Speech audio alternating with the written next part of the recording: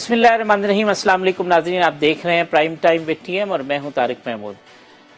सेहत जो है वो किसी भी रियासत में रहने वाले शख्स का बुनियादी हक है। पाकिस्तान उन ममालिक में से है जहां रहने वालों को सेहत के हवाले से बहुत सारे चैलेंजेस का सामना है। हमारे देहात और कस्बे तो बहुत दूर की बात है, जो बड़े शहर हैं वहाँ पे भी बुनियादी सेहत की सहूलियात मैसर नहीं हैं। हुकूमत पाकिस्तान इस हवाले से क्या इक़दाम कर रही है? हालिया दिनों में अद्वियात की कीमतों में इजाफा हुआ, फिर हुकूमत ने उसको वापस लिया, वो क्यों हुआ और फिर अब उसका स्टेटस क्या है? सिंध के अंदर से आपने बाज़गश सुनी HIV के जो मुतासरीन हैं उसके हवाले से, फिर 18वीं तरमीम के हवाले से विफाक और सूबे के दरमियान जो सेहत के मसाइल और जो सेहत के शोबे के हवाले से जो तनाज़ात हैं, इन तमाम उमूर पर गुफ्तगू करने के लिए हमारे साथ मौजूद हैं वज़ीर आज़म के माविन खुसूसी बराए सेहत डॉक्टर ज़फ़र मिर्ज़ा साहब। डॉक्टर साहब बहुत शुक्रिया वक्त देने का। जी बहुत बहुत शुक्रिया। डॉक्टर साहब ये बताइएगा कि किसी भी मुल्क के अंदर जो भी रियासत में रहने वाला शहरी है उसका बुनियादी हक है कि सेहत की सहूलत जो है उसको मैसर हो। पाकिस्तान में सेहत को लेके बहुत सारे जो इश्यूज़ हैं वो हमेशा उठते रहे। अब जो आपकी हुकूमत है वो किसी मुनज़्ज़म, जामे और मरबूत हेल्थ पॉलिसी के ऊपर काम कर रही है, और अगर कर रही है तो फिर ये कितना अरसा लगेगा इस हेल्थ पॉलिसी को आने में? वज़ीर आज़म इमरान खान साहब तो मैनिफेस्टो का ये एक बहुत इम्पोर्टेंट और बहुत अहम ये हिस्सा था कि किस तरह उन्होंने शोबा सेहत और तालीम में इम्प्रूवमेंट्स करनी है। उनका विजन ये है कि पाकिस्तान के हर शहरी को बुनियादी सेहत और तालीम की सहूलियात जो हैं वो मैसर होनी चाहिए। इसी विजन की बेसिस के ऊपर उनका मैनिफेस्टो था। इसी विजन की बेसिस के ऊपर फिर एक एक्शन प्लान बना जो कि national action plan on health 2019-2023 कहलाता है। जब से मैंने वजारत संभाली है मैं पॉलिसी डेवलपमेंट से काम शुरू नहीं करना चाहता था, क्योंकि पाकिस्तान में पॉलिसीज बेतहाशा बनती हैं और फिर वो डॉक्यूमेंट्स जो है ना वो डॉक्यूमेंट्स ही रहते हैं, उनकी इम्प्लीमेंटेशन नहीं हो पाती। इसका मतलब ये नहीं है कि हम पॉलिसी नहीं बनाएंगे, इसका ये मतलब भी नहीं है कि पॉलिसी की अहमियत नहीं है।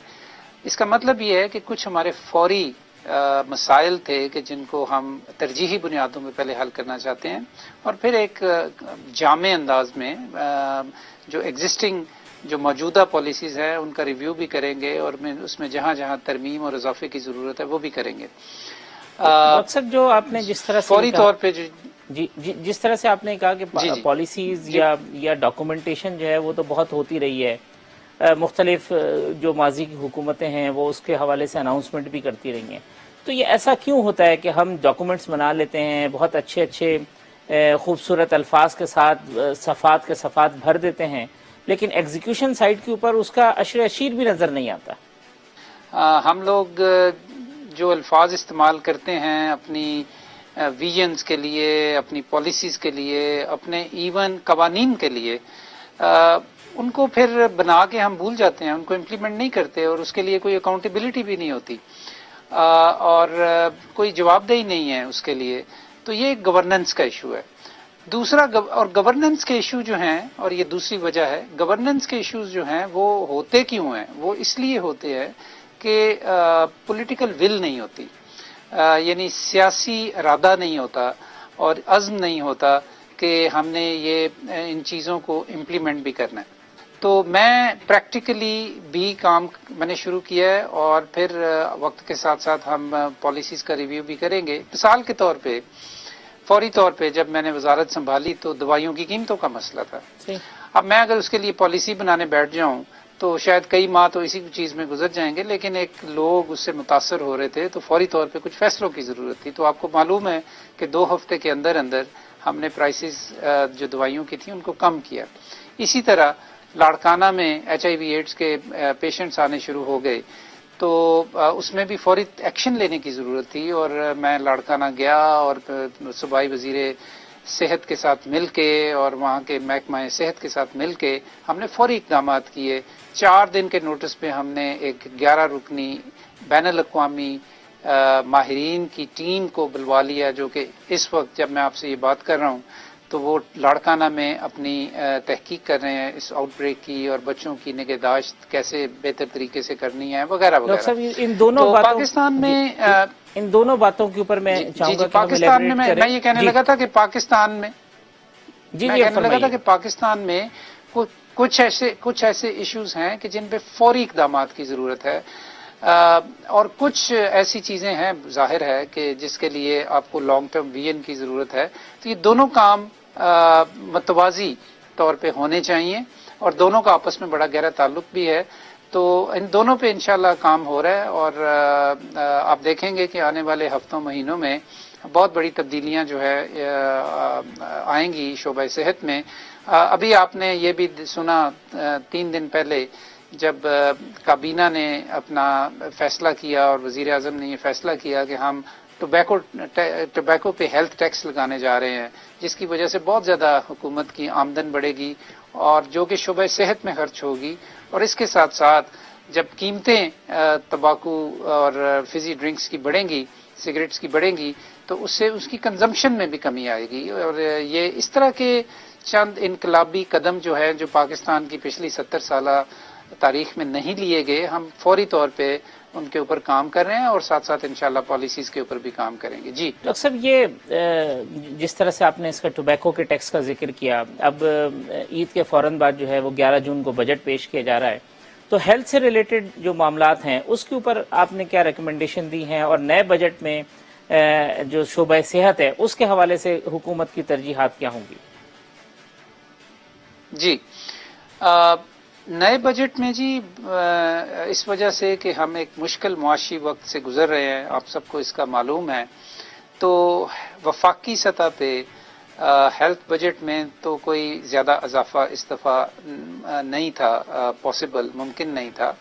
لیکن ہم نے اس کو ایک، ہم کہتے ہیں اس کو ایک تخلیقی طریقہ فائنینسنگ کو بڑھانے کا، یا انوویٹو فائنینسنگ. تو یہ جو بھی ہم نے ٹوبیکو ٹیکس لگایا ہے یا فزی ڈرنکس کے اوپر ٹیکس لگایا ہے، اس سے جو آمدن ہوگی ریونیو کی مد میں، وہ ساری ہیلتھ پہ خرچ ہوگی. تو ان ادر ورڈز کہ جو ہم توقع کر رہے تھے بجٹ، ہیلتھ بجٹ میں انکریز کی، اس سے کہیں زیادہ ہمیں پیسے میسر آ جائیں گے یہ ٹیکس لگانے سے. تو یہ ایک ہیلتھ فائنینسنگ کا ایک بڑا تخلیقی طریقہ ہے، بڑا ایک کریٹو طریقہ ہے جس کو ہم نے اپنایا ہے.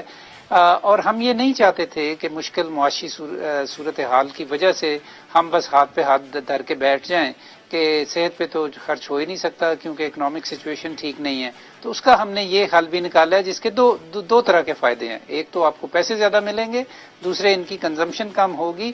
اور جب کنزمپشن کم ہوگی تو تمباکو کی وجہ سے پیدا ہونے والی بیماریاں، اور خاص طور پہ لنگ کینسر اور دل کے امراض اور ذیابیطس اور ادر ڈیزیزز، ان کو بھی کنٹرول کرنے میں مدد ملے گی. اچھا ڈاکٹر صاحب، جو اب آتے ہیں جس کا آپ نے ذکر کیا تھا ادویات کی قیمتوں کے حوالے سے، وہ بہت زیادہ شور مچا، اور یہ چیزیں ہوئیں کہ اس کے اندر کچھ ایسی چیزیں بھی ہیں جو نہیں ہونی چاہیے تھی. خود حکومت نے کہا کہ ادویات کی قیمتوں میں اضافہ جو ہے کابینہ نے پھر جا کے واپس لیا. اس پورے معاملے کو آپ نے تحقیقات کی اس پورے معاملے کی کہ آخر یہ وجہ کیا ہوئی تھی؟ کیا اس کے اندر انوالومنٹ تھی؟ کیا اس میں کوئی کرپشن کے معاملات تھے؟ مس مینجمنٹ تھی؟ آخر تھا کیا جو ادویات کی قیمتوں میں کچھ 400% تک اضافہ ہوا؟ جی اس سلسلے میں جی میں تو صرف یہی آپ کو بتا سکتا ہوں کہ 31 دسمبر 2018 کو حکومت پاکستان نے ایک SRO جاری کیا تھا، جس کے تحت تقریباً 879 دوائیوں کی نئی قیمتیں مقرر کی گئی تھیں، اور اس کو ایک قانونی شکل دی گئی تھی. SRO جب جاری ہوتا ہے تو وہ ایک ریگولیشن ہوتی ہے. تو ان نئی قیمتوں کے تحت اب دوائی نے میسر ہونا تھا مارکیٹ میں، اس میں تقریباً 464 دوائیوں کی قیمت بڑھا دی گئی تھی. اور آپ کے ناظرین کے لیے یہ جاننا بھی ضروری ہے کہ اس میں 379 دوائیوں کی قیمت، 394 دوائیوں کی قیمت کم کر کے بھی مقرر کی گئی تھی. لیکن ہوا کیا؟ ہوا یہ کہ جن 464 دوائیوں کی قیمت بڑھائی گئی تھی ان کی قیمت بہت زیادہ بڑھ گئی، لوگوں کی قوت خرید سے وہ باہر چلی گئی. اور جن دوائیوں کی قیمت کم کر کے فکس کی گئی تھی، وہ دوائیاں اپنی پرانی قیمتوں پہ ہی میسر ہوتی رہیں مارکیٹ کے اندر، جس کا مطلب یہ ہے دوسرے لفظوں میں کہ جو فائدہ کنزیومرز کو ہونا چاہیے تھا کم قیمتوں کی وجہ سے وہ نہ ہو سکا. تو اس سلسلے میں ہم نے فوری طور پہ جب ان دوائیوں کی قیمتوں کو دیکھا تو وہ جو 464 دوائیاں تھیں ان میں کچھ دوائیوں کی قیمت تو 200 300 400% تک بڑھ گئی تھی. تو اس کو ہم نے بہت باریک تجزیے کے بعد ان سب دوائیوں کی قیمت، اگر جن جن دوائیوں کی قیمت 75% سے زیادہ بڑی تھی، ان سب دوائیوں کو ہم 75% پہ لے آئے. اس کی وجہ سے کئی ارب روپے کا فائدہ ہوا کنزیومرز کو. دوسری طرف جن دوائیوں کی قیمت کم ہو گئی تھی لیکن وہ پرانی قیمتوں پہ ہی، یعنی زیادہ قیمتوں پہ ہی دستیاب رہیں، اس حوالے سے جو بچت ہونی چاہیے تھی کنزیومرز کی اور نہ ہو سکی، وہ تقریباً 8 ارب روپے کا نقصان ہوا کنزیومرز کا، جو کہ ہم نے اب انڈسٹری سے واپس لینا ہے، اور اس کا طریقہ کار ہے ایک قانونی جس کے تحت ہم یہ کام کر رہے ہیں. تو آل ان آل اس میں تقریباً 10 ارب روپے کی بچت ہوئی مریضوں کے لیے اور کنزیومرز کے لیے. اب آپ کا جو سوال ہے کہ جی ہم یہ کیوں بڑھائی گئیں اور اس کے بارے میں کوئی تحقیق اور اس میں مطلب کوئی فاؤل پلے ہے، اس سلسلے میں کچھ نہیں کر رہا، اور نہ میرا یہ منصب ہے کہ میں پچھلے جو فیصلے ہیں ان کے اوپر تحقیق کروں، جبکہ عدالتیں اور نیب موجود ہیں اور وہ اس کے اوپر آلریڈی تحقیق کر رہے ہیں. تو ہمیں ان کی تحقیق کے نتائج کا انتظار کرنا چاہیے اور پھر دیکھنا چاہیے کہ وہ کیا نتائج سامنے لے کر آتے ہیں، اور پھر میں اس کے اوپر کوئی اپنی رائے دے سکوں گا. اس وقت چونکہ یہ سب جوڈسٹ ہے یہ معاملہ، تو میں اس کے اوپر کوئی رائے نہیں دینا چاہتا. ڈاکٹر صاحب، جس طرح آپ نے کہا کہ جی نیب اور جو دیگر ادارے ہیں وہ تحقیقات کر رہے ہیں، نیب کا ایک پریس ریلیز بھی آیا تھا اس حوالے سے کہ نیب نے اس کے اوپر انکوائری انیشیٹ کی ہے، تو ہیلتھ ڈپارٹمنٹ سے اس کا ریکارڈ مانگا گیا ہے، اس کی چیزیں مانگی گئی ہیں، اور اس میں آپ نے یہ ریکارڈ پرووائڈ کیا ہے جو انویسٹیگیشن ایجنسیز ہیں کہ آخر یہ معاملہ ہوا کیا تھا؟ جی نیب کے علاوہ جی آڈیٹر جنرل نے بھی اس کا آڈٹ شروع کیا کہ یہ کیسے سب کچھ ہوا. اور آبویسلی جب عدالت یا آڈیٹر جنرل ہم سے ریکارڈ پچھلا طلب کرے گا تو یہ ہمارا فرض ہے کہ ہم ان کو یہ سارا فراہم کریں، اور ہم نے کیا اور کرتے رہیں گے. اس میں تو کوئی دو رائے ہو ہی نہیں سکتی. سو بالکل ساری انفارمیشن ان کے لیے اویلیبل ہے. ڈاکٹر صاحب ایک وقفہ لے لیتے ہیں، وقفے کے بعد آتے ہیں تو پھر اسی جو ڈبیٹ ہے اور یہ جو آپ کی گفتگو ہے اس کو کنٹینیو کریں گے. تو ایک وقفے کے بعد آتے ہیں تو معاون خصوصی برائے صحت ڈاکٹر ظفر مرزا ہمارے ساتھ ہوں گے.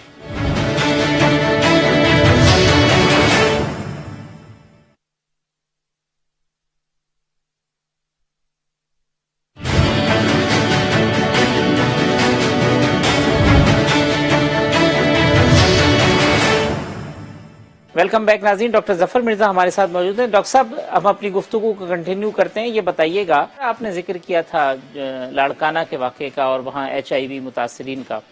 ہوتا یہ ہے جس طرح ہم نے یہ دیکھا کہ جب آپ کے اسٹیٹمنٹ آنے شروع ہوئے تو وہاں سے ایک بہت سخت قسم کا ریئیکشن آیا. تو بجائے اس کے کہ ہم معاملات کو حل کریں، یہاں پہ بھی ہوتا یہ ہے کہ وفاق اور صوبائی حکومتیں جو ہیں جب ایشو کریٹ ہوتا ہے اور اگر دونوں جگہ کے اوپر کوئی پولیٹیکل رائیولری ہو تو وہاں پولیٹیکل پوائنٹ اسکورنگ کا معاملہ ایک شروع ہو جاتا ہے. اس معاملے کے اندر بھی ہم نے یہ دیکھا کہ ایسا لگا کہ یہ جو بنیادی مسئلہ ہے وہ ایک طرف رہ گیا اور کوئی پولیٹیکل جو ہے وہ رائیولری کی سچویشن پیدا ہو گئی. تو ہم جو بیسک چیزیں ہیں وہ اس کی طرف سے یہ توجہ ہٹا لیتے ہیں. یہ ہوتا کیا ہے اس معاملے میں؟ دیکھیں، ایک سیاست ہے اور ایک عملی کام ہے. سیاسی بیانات دیے جاتے ہیں اور اس کے لیے سیاسی مقاصد ہوتے ہیں، اور وہ ہر ایک کا حق ہے اور لوگ دیتے ہیں. بعض دفعہ وہ اس میں غیر ذمہ داری کا بھی مظاہرہ کرتے ہیں. لیکن ہیونگ سیڈ دس، جو عملی طور پہ جو کام ہونا چاہیے تھا اس میں میں آپ کو بڑا یعنی ایک اعتماد کے ساتھ اور بڑے یعنی ایک ہیوملٹی کے ساتھ آپ کو یہ بتا رہا ہوں کہ وفاقی حکومت نے بہت اپنے وسائل سے بڑھ کے، اپنی کیپیسٹی سے بڑھ کے صوبائی حکومت کے ساتھ مل کے، باوجود اس کے کہ وہ ڈفرینٹ پولیٹیکل پارٹیز کی گورنمنٹس ہیں، ہم ان کے ساتھ بالکل قدم بقدم ملا کے ہم اس مسئلے کو حل کرنے کی کوشش کر رہے ہیں. میں خود وہاں پہ گیا 23 مئی کو. میں نے وہاں پہ ایک 11 رکنی بین الاقوامی ٹیم بلائی جو 4 دن کے نوٹس پہ جنیوا اور واشنگٹن امریکہ سے آ گئی. اور as I speak with you وہ اس وقت لاڑکانہ میں اس کے اوپر کام کریں. وہ وفاقی حکومت نے کیا ہے اور صوبائی حکومت اس پہ ہماری بڑی مشکور ہے. مجھے کل صوبائی جو وزیر ہیں ہماری وہاں پہ ڈاکٹر عذرا پیچو، ہاں جی، ان کا مجھے فون آیا شکریہ کا کہ جی ہم بڑے مشکور ہیں آپ کے کہ آپ نے اتنا اس کے لیے ایفرٹ کیا.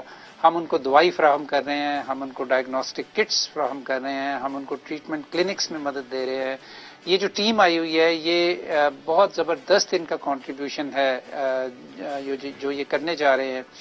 اس میں ایک بہت بڑی جو وجہ ہے، بہت بڑا جو ان کا مقصد ہے وہ یہ ہے کہ اصل تہ تک پہنچا جائے، اصل وجوہات تک پہنچا جائے کہ یہ بچوں میں اتنی زیادہ HIV ایڈز کیوں اسپریڈ کر رہی ہے.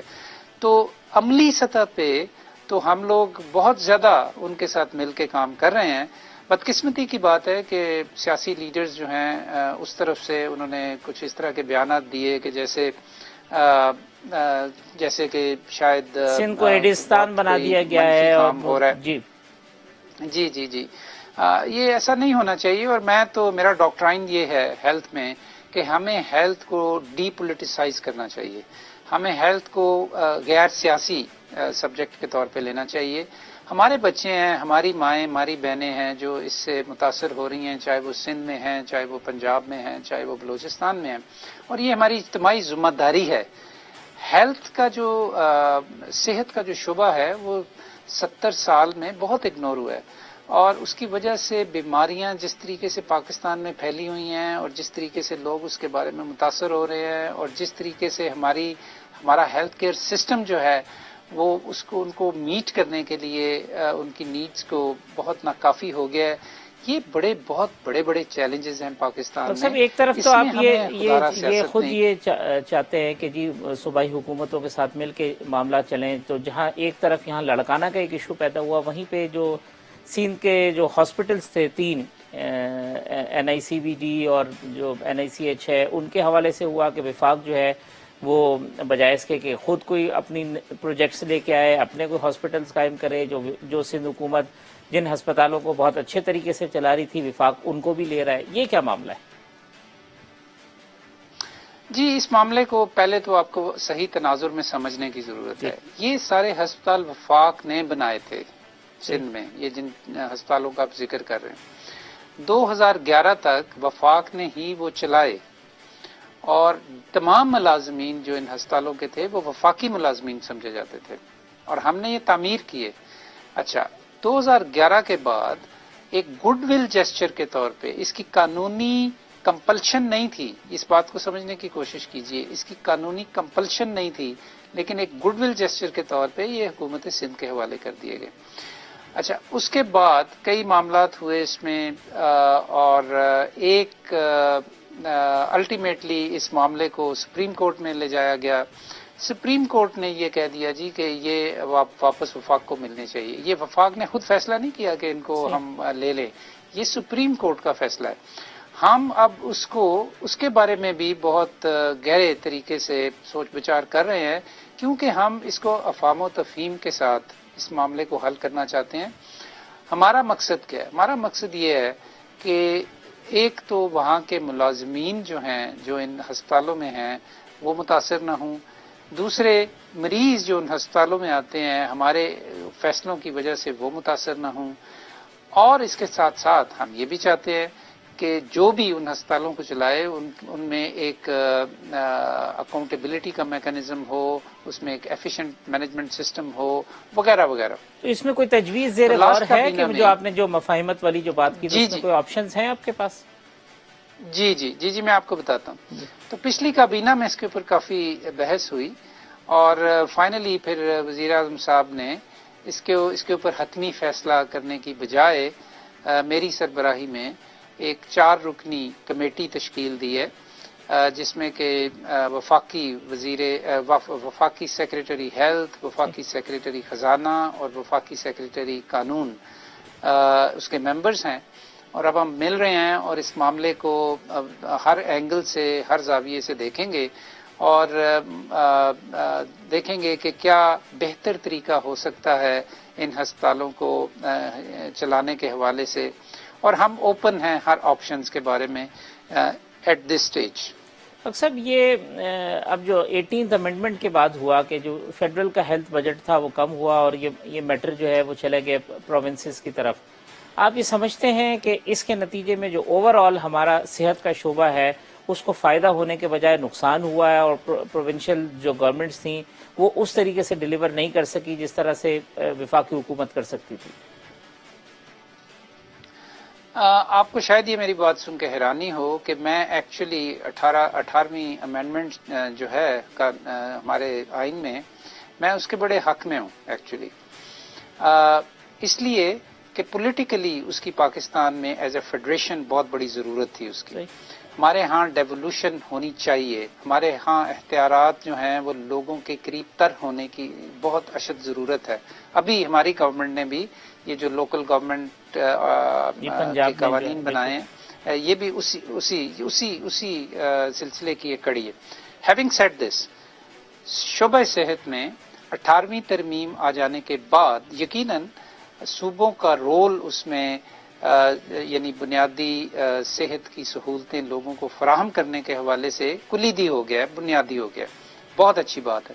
لیکن ہیونگ سیڈ دس، اس کا یہ مطلب نہیں ہے کہ وفاقی حکومت کا کوئی رول ہی نہیں رہا ہیلتھ میں. اسی لیے وفاقی وزارت ایگزسٹ کرتی ہے، ہمیں نیشنل پالیسیز بنانی ہوتی ہیں، ہمیں ایک کوآرڈینیشن کرنی ہے صوبوں کے درمیان اور وفاق اور صوبوں کے درمیان، ہمیں ریگولیشن کرنی ہے ہیلتھ میں جس کا کہ بہت اہم رول ہے. اور ایسے معاملات میں جیسے کہ فار ایگزامپل ابھی HIV ایڈز کا معاملہ ہوا، اس میں ہمیں صوبوں کے ساتھ مل کے کام کرنا ہے اور افہام و تفہیم کے ساتھ کام کرنا ہے. جس طرح میں نے پہلے کہا کہ صحت کا شعبہ جو ہے یہ ہماری اجتماعی ذمہ داری ہے اور اس کو ہم نے اس چیز سے بچانا ہے، سیاست سے بھی بچانا ہے اور اس قسم کی ٹرف وار جو ہے کہ جی یہ صوبائی معاملہ ہے یا یہ وفاقی، اس سے بھی بچانا ہے. اور مل جل کے ایک کمپلیمنٹیرٹی کے طریقے سے، ایک سائنرجی کے طریقے سے، یعنی ایک دوسرے کے ساتھ تعاون کے ذریعے ہم نے ان بہت بڑے بڑے چیلنجز کا یعنی مقابلہ کرنا ہے کہ جو اس وقت شعبہ صحت میں پاکستان کو درپیش ہیں. ہمیں اس بحث میں جانے کی ضرورت نہیں.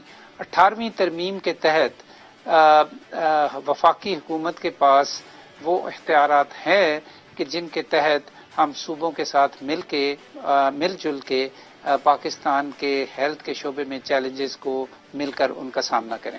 ڈاکٹر صاحب ایک وقفہ لیتے ہیں، وقفے کے بعد جب آئیں گے تو یہ جو پولیو کا ایک معاملہ ہے اور پولیو کے حوالے سے جو پوری دنیا کے اندر پاکستان ان ممالک میں سے ان ممالک میں سے رہ گیا ہے جہاں یہ مسئلہ ابھی تک ختم نہیں ہو سکا، اس حوالے سے گفتگو کریں گے. تو ایک وقفے کے بعد آتے ہیں تو ڈاکٹر ظفر مرزا سے اپنی گفتگو کا سلسلہ جاری رکھیں گے.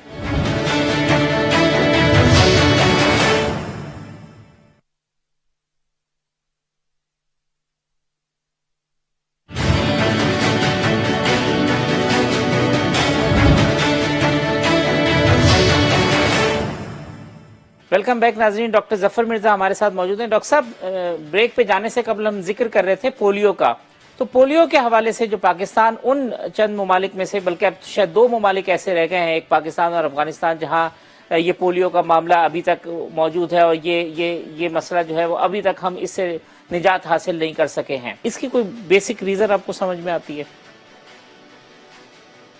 جی، پہلی بات تو یہ ہے کہ جیسا کہ آپ نے فرمایا، بڑی بدقسمتی کی بات ہے کہ پاکستان میں ابھی تک وائلڈ پولیو وائرس کے کیسز جو ہے وہ سامنے آ رہے ہیں اور یقیناً ہمارے لیے یہ اس کے علاوہ کوئی اور طریقہ نہیں ہے ایکسپلین کرنے کا کہ ہمارے لیے یہ شرمندگی کی بات ہے. قومی سطح پہ صرف 2 ملک اب اس پوری دنیا میں رہ گئے ہیں.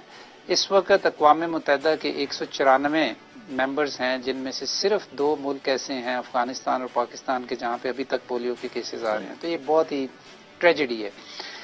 کیوں ہے ایسا؟ میرے خیال میں اس کی وجہ ہمارا ناقص صحت کا انتظام ہے، ناقص ہیلتھ سسٹم ہے. اور وہی تمام وجوہات، governance, lack of financing, lack of ownership, lack of political will, جو پچھلے 70 سال میں ہمارا صحت کا شعبہ جس طریقے سے متاثر ہوا ہے، پولیو کا نہ ختم ہونا اس کا ایک سمپٹم ہے. یہ اس کا ایک آپ سمجھیں کہ اس کی نشاندہی کرتا ہے اس چیز کی کہ ہمارا سسٹم کتنا خراب ہو گیا. اچھا، میں نے جب سے اب آیا ہوں میں بطور وزیر، تو میں نے اس کے اوپر ڈیلی میٹنگز ہو رہی ہیں ہماری. ہم اس کو جو ہمارا اپروچ ہے پولیو کو ختم کرنے کی، اس کو ہم بالکل ایک نئے سرے سے دیکھ رہے ہیں، اور جہاں جہاں خامیاں ہیں اور جہاں جہاں ہم سے کوتاہیاں ہوئی ہیں ان کو ہم سمجھنے کی کوشش کر رہے ہیں. کل میں نے اس سلسلے میں کمیونیکیشن کے اوپر ایک بہت بڑی میٹنگ کی ہے کہ ہم کس طریقے سے اپنے جو پیغامات ہیں لوگوں تک پولیو کے سلسلے میں ان کو کیسے پہنچائیں، اس میں کیا تبدیلی کریں، کن نئے لوگوں کو لے کر آئے سامنے کہ جو پولیو کے اوپر بات کریں. ایڈمنسٹریٹولی اس میں ڈپٹی کمشنرز اور کمشنرز اور چیف منسٹرز کا بہت بڑا رول ہے. اگر وہ اس کو بہت اسٹرانگلی اپنا ایک ایشو بنا لیں تو یہ بڑی جلدی ختم ہو سکتا ہے. ہم اب ان کے ساتھ ایک نئے سرے سے انگیج کر رہے ہیں. میں ابھی پنجاب میں گیا تھا اس سلسلے میں، ابھی سندھ جاؤں گا، کے پی میں جاؤں گا، سارے صوبوں میں میں اب پرسنلی اس کے اوپر لیڈرشپ لے رہا ہوں. اور ہمارا مقصد یہ ہے کہ اگلے 2-3 سال کے اندر ہم پاکستان کو پولیو فری کریں، اور انشاءاللہ اگر ہم اپنے معاملات کو درست طریقے سے سنبھال سکیں اور ان کو ری آرگنائز کر سکیں تو یہ بالکل ممکن ہے. ایسے ایسے ممالک نے پولیو ختم کر لیا ہے کہ جہاں پہ 30 سال سے سول وارز ہو رہی ہیں اور اس کے باوجود انہوں نے ختم کر لیا. صومالیہ کی میں آپ کو مثال دیتا ہوں کہ پچھلے 35 سال سے تقریباً وہاں پہ سول وار ہو رہی ہے. ایسے علاقے ہیں کہ جہاں پہ ہیلتھ کا کوئی تصور نہیں ہے، لیکن اس کے باوجود انہوں نے اس کو اپنی ذمہ داری سمجھتے ہوئے یہ اپنا پولیو کو ٹارگٹ ختم رکھا ہے، کر جس دیا. طرح آپ نے کہا کہ 2-3 سال میں کہ جب آپ اس منسٹری کو چھوڑ کے جائیں، یہاں سے روانہ ہوں، رخصت ہوں، تو یہ ون آف دی ٹارگٹ ہے کہ اس وقت پاکستان کے اندر جو یہ پولیو ہے اس نام کی کوئی چیز نہ ہو. ایبسولوٹلی جی، بالکل یہ ٹارگٹ ہے ہماری اس ٹرم جو ہے اس گورنمنٹ کی، اس دوران انشاءاللہ ہم پاکستان کو پولیو فری کرنا چاہتے ہیں. ڈاکٹر صاحب، یہ ایک اور معاملہ ہے، وہ ہے کہ یہ جو رورل ہیلتھ کا ہے، جیسے ہمارے بلوچستان کے دور دراز کے علاقے ہیں، پنجاب کے اندر بھی اس طرح ہے، انٹیریئر سندھ کے اندر بھی اس طرح ہے، کے پی کے اندر بھی، تب چاروں پروونسز میں اگر ڈالیں تو جو ہمارا دیہی علاقہ ہے وہاں کے جو مسائل ہیں وہ تو بہت زیادہ سنگین نوعیت کے ہیں. تو جو رورل ہیلتھ ہے اس کے اوپر کوئی خصوصی توجہ حکومت کی اور اس حوالے سے کوئی پلاننگ؟ جی، ہماری ہیلتھ میں ویژن کا بڑا ایک بنیادی جو عنصر ہے وہ ہے پاکستان میں پرائمری ہیلتھ کیئر کو مضبوط کرنا. اور پرائمری ہیلتھ کیئر جو ہے وہ صرف رورل ایریاز میں نہیں ہوتی، وہ اربن ایریاز میں بھی ہوتی ہے. صحیح. ہمارے ہاں پرائمری ہیلتھ کیئر کو خاص طور پہ رورل ایریاز میں بہت نظر انداز کیا گیا ہے over the decades, not just years, over the decades. کئی دہائیوں سے اس کو نظر انداز کیا گیا. اب اس کے لیے یقیناً ہمیں ایک ری تھنک کرنا ہے اپنے ہیلتھ سسٹم کو. اور جب تک ہم اپنی رورل ہیلتھ سینٹرز اور بیسک ہیلتھ یونٹس کو مضبوط نہیں کریں گے، ہمارے ہسپتالوں پہ مریضوں کا بوجھ بڑھتا چلا جائے گا. کیونکہ جب مریضوں کے گھروں کے قریب ان کو بنیادی صحت کی سہولتیں نہیں ملیں گی تو لامحالہ وہ بڑے ہسپتالوں میں جائیں گے. حالانکہ ایون کہ اگر ان کی امراض جو ہے وہ بڑی عام نوعیت کی ہیں، نزلہ، زکام، خارش، صحیح. بخار، اس طرح کی امراض کے لوگ بھی جو ہیں وہ بڑے ہسپتالوں میں آ جاتے ہیں as a first point of contact. یہ ایسا نہیں ہونا چاہیے، دنیا میں صحیح. ایسا نہیں ہوتا. لیکن وہ ہوتا اس لیے ہے کہ ہمارا پرائمری ہیلتھ کیئر جو ہے وہ کام نہیں کر رہا.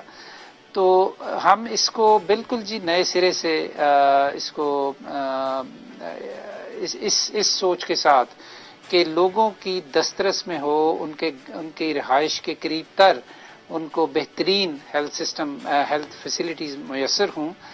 تو آغاز کے طور پہ ہم لوگ اسلام آباد کا جو ایریا ہے، اسلام آباد شہر اور اسلام آباد کے دیہی علاقے جو ہیں، اس میں جو پورا ہیلتھ کیئر سسٹم ہے اس کو ان بنیادوں پہ استوار کرنے جا رہے ہیں. اور اگلے انشاءاللہ 2 سال کے اندر کمپلیٹلی ری ویمپ کر دیں گے اسلام آباد کیپٹل ٹیریٹری کا جو ہیلتھ سسٹم ہے، جس میں کہ تمام health facilities, basic health units, rural health centre, چھوٹے اور بڑے ہسپتال، یہ سارے آپس میں کنیکٹڈ ہوں گے. اور وہ امراض کہ جن کو پرائمری ہیلتھ کیئر پہ جن کا علاج ممکن ہے، وہاں ایسے مریضوں کو ڈائریکٹلی بڑے ہسپتالوں میں جانے کی نہ ضرورت ہوگی اور نہ ان کو وہاں پہ اکوموڈیٹ کیا جائے گا، ان کو واپس بھیجا جائے گا ان چھوٹے ہسپتالوں میں۔ فلٹر کلینکس بنیں گے بڑے ہسپتالوں کے ساتھ، تاکہ جو میں ابھی پولی کلینک گیا 3-4 دن پہلے، جی 7 سے 8 ہزار کی او پی ڈی ہے پولی کلینک کی ڈیلی۔ ممکن ہی نہیں ہے کہ آپ کو اچھی کیئر وہاں پہ مل سکے لوگوں کو، ممکن ہی نہیں ہے کہ سارے مریض ایون دیکھے بھی جا سکے صحیح ایک بات۔ دن کے اندر۔ تو یہ جو یہ اس وقت تک ٹھیک ڈاکٹر صاحب نہیں ہو اسی میں سکتا، ایک اور چیز یہ اس وقت تک ٹھیک نہیں ہو سکتا کہ جب تک ہم ایک تو ان ہسپتالوں کو ایکسپینڈ نہ کریں، اور دوسرے ان کے ارد گرد ایسے فلٹر کلینکس نہ لگائیں کہ جہاں پہ پہلے مریض یہ جائیں اور ان کا جو ابتدائی معائنہ ہے وہ ہو جائے، اور ان کو بتایا جائے کہ کن مریضوں کو یہیں پہ ٹریٹ کیا جا سکتا ہے اور کن مریضوں کو ہسپتال میں ایڈوانس ٹریٹمنٹ کے لیے جانے کی ضرورت ہے۔ اس کے بغیر یہ نظام نہیں چل سکتا، اور ہمارا یہ خیال ہے کہ ہم اسلام آباد میں ایک ماڈل ہیلتھ کیئر بنائیں جو کہ صوبوں کے لیے صوبوں کو پیش کریں، ان کو شوکیس کریں کہ جی اس طرح کا نظام جو ہے ہم چاہتے ہیں کہ پورے ملک میں رائج ہو۔ ڈاکٹر صاحب یہ سرکاری اسپتالوں کو جو آپ نے ذکر کیا، وہاں یہ کوالٹی آف میڈیسن کا بھی ایک ایشو آتا ہے۔ جن کے پاس پیسے ہیں وہ تو خیر ادویات بھی باہر سے منگوا لیتے ہیں، لیکن جو عام طبقہ ہے پھر یہ شکایتیں آتی ہیں، اس کے اوپر کوئی آپ نے چیک اینڈ بیلنس، کوئی سختی، کوئی چیز؟ جی بالکل، یہ ایک مسئلہ ہے، خاص طور پہ سرکاری اسپتالوں میں جو دوا فراہم کی جاتی ہے اس کی کوالٹی اس پہ کافی سوالیہ نشان ہیں، اور اس سلسلے میں جی میں نے ایک شروع کر دی ہے ایک سلسلہ، ہم ایک قومی سطح کی ادویات کے لیے ایک پالیسی مرتب کر رہے ہیں، اور جس میں کوالٹی کے ایشوز بڑے سر فہرست ہیں، جس میں دوائیوں تک رسائی کے مسائل ہیں، جس میں نئی فارماسیوٹیکل کمپنیز اور ان کے اپنے کوالٹی سٹینڈرڈ جو ہیں وہ اس کا بہت بڑا حصہ ہے، اور جس میں ایک بہت بڑا عنصر جو ہے ہمارا ڈریپ ہے، ڈرگ ریگولیٹری اتھارٹی جو ہے پاکستان میں، اس کو بھی ہم ری ویمپ کرنے جا رہے ہیں۔ تو یہ ایک بڑی مطلب کہ ایک جامع ایفرٹ کی ضرورت ہے ہر اینگل سے ان مسائل کو حل کرنے کے لیے، اور اس پہ بھی کام شروع کر دیا جائے۔ ڈاکٹر صاحب یہ پروگرام کنکلوڈ کی طرف جا رہے ہیں، دو باتیں میں پوچھنا چاہوں گا۔ ایک بات تو یہ ہے کہ چونکہ آپ کا انٹریکٹ باہر کے لوگوں کے ساتھ، جو انٹرنیشنل ہیلتھ کے جو آرگنائزیشنز ہیں، جو فورمز ہیں، ان کے ساتھ بھی ہوتا ہے، ویسے بھی پڑھنے میں بھی، اور بہت ساری ایسی چیزیں جو معلومات حاصل ہوتی رہتی ہیں، تو پاکستان کے حوالے سے جو بیسک ہیلتھ کنسرن ہے انٹرنیشنل کمیونٹی کو، وہ کیا ہے؟ انٹرنیشنل کمیونٹی کو بہت سارے کنسرنز ہیں جی، پاکستان کے ہیلتھ سچویشن کے بارے میں، پاکستان کی ہیلتھ کی جو صورتحال ہے اس کے بارے میں۔ اس میں ایک بہت بڑا ایشو تو پولیو کا ہے۔ صحیح۔ دوسرے، ہیلتھ سیکیورٹی جو ہے اب گلوبل ہیلتھ کا ایک بہت بڑا ایجنڈا ہے۔ مطلب کیا ہے اس کا؟ مطلب اس کا یہ ہے کہ کوئی بھی ایک شخص جس کو کہ ایک متعدی مرض ہے، مثلا ہیپیٹائٹس سی ہے یا HIV ایڈز ہے یا TB ہے، اگر ایک سوسائٹی میں کچھ لوگوں کو یہ امراض ہیں تو یوں سمجھنا چاہیے اس کو کہ باقی سوسائٹی کے لوگ جو بظاہر اس وقت صحت مند ہیں وہ بھی اس سے محفوظ نہیں ہیں، ٹھیک۔ اس لیے کہ ناقص سسٹم کی وجہ سے، صفائی ستھرائی کا انتظام صحیح نہ ہونے کی وجہ سے، علاج معالجے کی صحیح سہولتیں فراہم نہ کیے جانے کی وجہ سے، یہ جن لوگوں کو یہ متعدی امراض ہیں یہ دوسرے لوگوں تک اس کو پھیلا سکتے ہیں۔ اسی مثال کو آپ بین الاقوامی سطح پہ بھی لے لیں کہ اگر کسی ملک میں لوگ ان امراض سے متاثر ہو رہے ہیں تو آپ دیکھیں دنیا میں کتنا ٹریول ہوتا ہے، تو یہ امراض دوسرے ملکوں میں بھی جا سکتے ہیں۔ صحیح۔ ابھی آپ ایبولا کی مثال لیں کہ ویسٹرن افریقہ میں جب ایبولا کا ایپیڈیمک آیا تو کچھ ہی عرصے کے بعد ایبولا کا مریض امریکہ میں بھی مل گیا، اس لیے کہ وہ لوگ ٹریول کرتے ہیں اور اپنے جسموں کے اندر ان وائرس اور بیکٹیریا کو لے کر جاتے ہیں۔ تو بہت بڑی تشویش ہے اس وقت پاکستان کے بارے میں۔ پاکستان اس وقت 194 ملکوں میں سر فہرست ہے کہ جہاں پہ جس ملک میں سب سے زیادہ ہیپیٹائٹس سی کے مریض ہیں۔ پاکستان 5ویں نمبر پہ ہے دنیا میں کہ جس میں سب سے زیادہ ٹی بی کے مریض ہیں. پاکستان میں 60-65% لوگوں کی اموات جو ہیں وہ غیر متعدی امراض کی وجہ سے ہو رہی ہیں. بلڈ پریشر، دل کے عارضے، ذیابیطس and these kind of diseases. Pakistan میں رسک فیکٹرز جو ہیں کہ جن کی وجہ سے یہ امراض بڑھتے ہیں ان کے اوپر کنٹرول بہت ناقص ہے.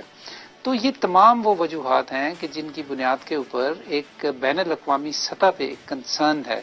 ابھی جب یہ میں آپ کو مثال دیتا ہوں کہ لاڑکانہ میں جب یہ آؤٹ بریک ہوا تو میں اس وقت ایک میٹنگ اٹینڈ کرنے کے لیے سوئٹزرلینڈ جنیوا گیا ہوا تھا. ورلڈ ہیلتھ اسمبلی جو کہ عالمی ادارہ صحت منعقد کرتا ہے ہر سال. وہاں پہ لوگ مجھ سے پوچھتے تھے جی کہ یہ لاڑکانہ میں کیا ہو رہا ہے، اور وہاں پہ یہ جو مریض بڑھنا شروع ہو گئے HIV ایڈز کے، تو اس کے اوپر بین الاقوامی سطح پہ وہاں پہ تشویش تھی. اور آج کی دنیا میں خبر جو ہے اس طرح کی وہ فوراً گلوبل نیوز بن جاتی ہے، وہ صرف آپ کے پاکستان تک محدود نہیں رہتی. تو اس کی وجہ سے آپ کی تشویش. اچھا، ان چیزوں کے ہماری تجارت کے اوپر بھی اثرات مرتب ہوتے ہیں، ان چیزوں کے ہمارے ساکھ کے اوپر بھی اثرات ہماری متاثر ہوتی ہے. اس سے اوور آل امپیکٹ آتا ہے. پابندیاں لگ جاتی ہیں جی ملکوں کے اوپر. اگر آپ مثلا فوڈ آئٹمس یہاں سے ایکسپورٹ کر رہے ہیں اور آپ کی ریگولیشن ٹھیک نہیں ہے آپ کے ملک کے اندر، یا فار دیٹ میٹر اگر آپ دوائی بنا رہے ہیں اور آپ کی دوائی کا کوالٹی کنٹرول ٹھیک نہیں ہے تو آپ کی ایکسپورٹس کم ہو جاتی ہیں. اگر آپ کے ایسے امراض مثلا پولیو، آپ کو پتہ ہے کہ پاکستان میں پاکستانی جب بھی ملک چھوڑ کے جاتے ہیں ان کے لیے آلریڈی بین الاقوامی قانون کے تحت اب پولیو کے قطرے پی کے جانا ضروری ہے. اس سے اگلا مرحلہ کیا ہوگا؟ اس سے اگلا مرحلہ اس سے بھی سخت ہوگا. پابندیاں لگیں گی پاکستان کے اوپر کئی طرح کی. تو یہ ایک انٹرنیشنل ہیلتھ ریگولیشنز ہیں، 2005 کے ایک قانون ہے بین الاقوامی سطح پہ جس کے تحت یہ چیزیں حرکت میں آتی ہیں. تو یہ ہماری ساکھ کے لیے، یہ ہماری معیشت کے لیے، یہ ہماری درآمدات کے لیے اور برآمدات کے لیے، یہ سب سے بڑھ کے یہ کہ ہمارے لوگوں کے لیے کہ جو ان بیماریوں سے متاثر ہوتے ہیں اور ان کا کوئی پوچھنے والا نہیں ہے، یہ بہت بڑے بڑے مسائل ہیں جی. لیکن ہماری ویژن بالکل کلیئر ہے اور ہماری ترجیحات بالکل ٹھیک ہیں، اور انشاءاللہ تعالی ہم اس کو بالکل ٹھیک کرنے جا رہے ہیں. ڈاکٹر صاحب بہت شکریہ نیوز ون کو وقت دینے کا. ڈاکٹر ظفر مرزا صاحب کی گفتگو آپ نے سنی. اگلے ہفتے اسی وقت اس پروگرام میں دوبارہ ملاقات ہوگی. اللہ حافظ.